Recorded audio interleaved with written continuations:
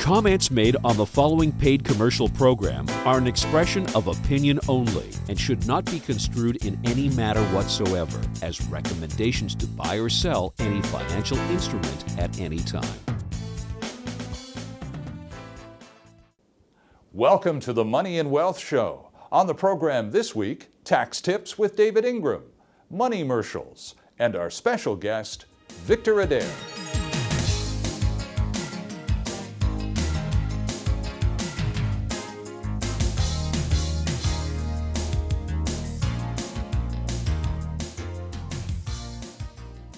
Welcome to the Money and Wealth Show. I'm Sterling Fox, and our special guest today, longtime broker and portfolio manager, Victor Adair. Victor, good to have you with us. Good to be here, Sterling. You and I haven't had a conversation for a few years, and times have certainly changed since our last chat.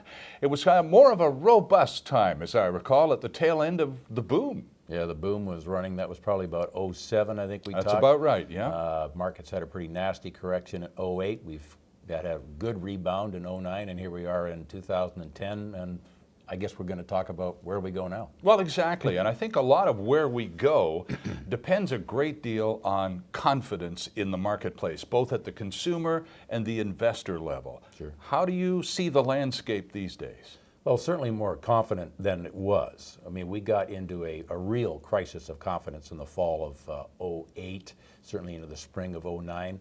The S&P traded down to the lowest level we've seen in 12 years. And I think during that period of time, people were really concerned, what we call counterparty risk. You know, if you were going to lend some money to somebody, you know, where are you going to get it back? So I don't want to rehash all of what's been rehashed, but it was a real crisis of confidence. It's been repaired to some degree as we've had this rally back from the lows of March of last year. But I think we've still got some hurdles or bumps ahead of us, no question. Well, then how do you square the circle when you take a look at, from perhaps your perspective, returning confidence, cautiously returning to previous levels of confidence, stack that up against housing prices in places like Victoria and Vancouver and Toronto, which are still in the stratosphere. And people in that area, especially those looking to sell right now, are going, crisis of confidence? Come on, you must be kidding. Fair question. I mean, I think I'm more looking at the global market, in particular the American market, rather than the regional real estate markets here in Canada. I mean, it certainly puzzles me that real estate markets here are as strong as they are, but as a trader, I got to go with that's how it is. Real estate prices, obviously, in Miami or Las Vegas and markets like that are down a lot from what they were. Mm-hmm. You know, during the boom, it was almost like there was no such thing as risk. You know, people were going out and buying a dozen condos at a time, leveraging them up, and just assuming they were going to get rich. And then, of course, when that bubble got popped, there were some real horror stories. So I think we're not anywhere near back to that level of overconfidence that we had at that time, and the confidence has been coming back in the markets. Again, the markets that I'm looking at, the American markets, the global markets. Certainly, we've seen a lot of debt that's been taken on, and nobody is going to lend somebody else some money unless they have some confidence that they're going to get that back. And I think that's maybe going to be the puzzle, you know, as we go ahead. Obviously, during that time of overconfidence, there was a lot of money borrowed in the private sector. People were running up credit card bills, they were taking on mortgages and so on. Lately, we've had the governments run up a lot of debt, and we're seeing some governments around the world that are being disciplined by the markets because the markets don't think that they're going to be able to repay the debt.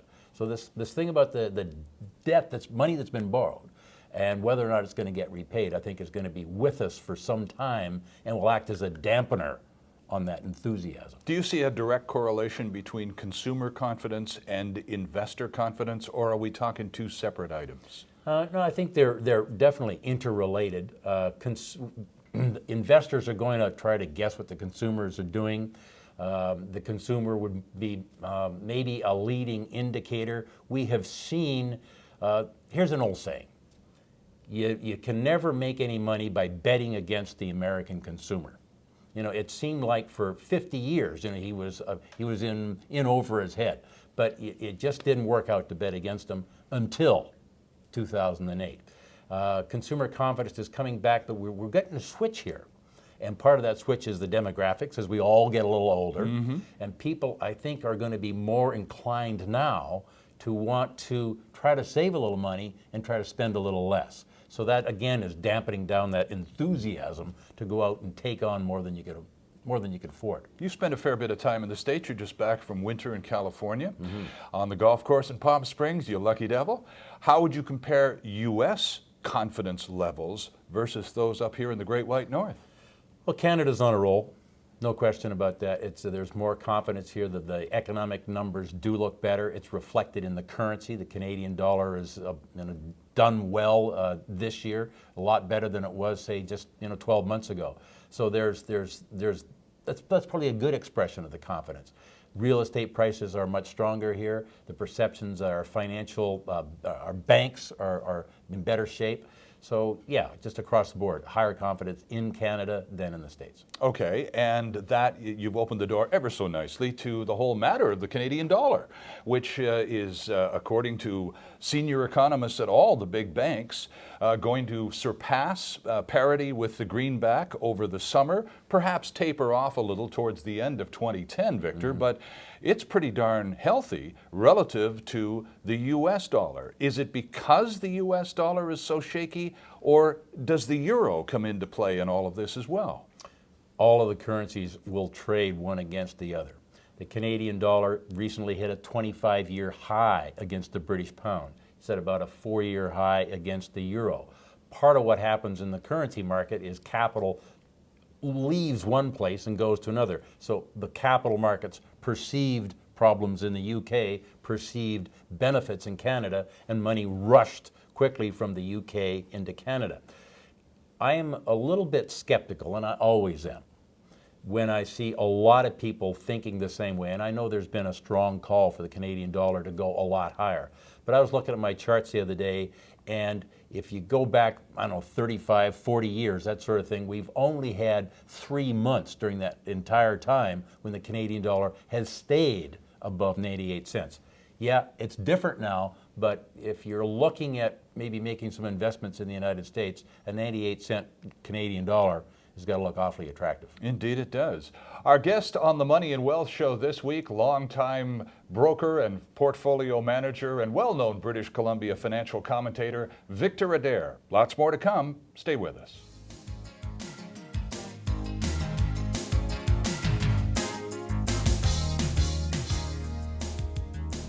Good afternoon. My name is Larry Ray. I'm the president and CEO of American Manganese, Inc.